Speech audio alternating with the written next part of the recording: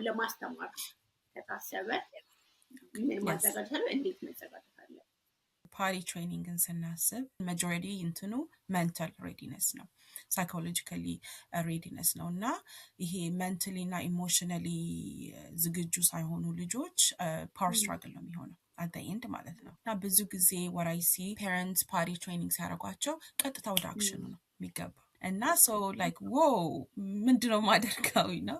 ስለዚህ the first focus 18 ሆነ 2 ሆነ 3 ሆነ ኢሞሽናል እና ሜንታል ሬዲነስ ላይ ነው ፎከስ መጀመሪያ ማድረግ ያለብን ፕሪ ትሬኒንግ ላይ መጀመሪያ ፎከስ just without even thinking about ምን አይነት ሜተድ ልጠቀም እንዴ ላድርግ ከሚለው ሜተድ በመጀመሪያ ፕሪ ትሬኒንጎች ላይ ፎከስ ማድረግ እና ምንድናቸው just talk about PMPO you know ማውራት conversation just random conversation based on the age of course 18 ወር 2 ዓመት እና 3 ዓመት ላይ የተለያየ conversation ነው የሚኖርሽ አይደለ አንቺ ሽንት ቤት ስትቀመጪ ማውራት ማሚ ፒፒ ያረገች ነው flashing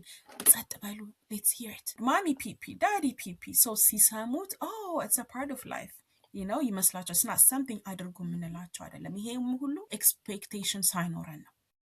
እናት ፖድካስት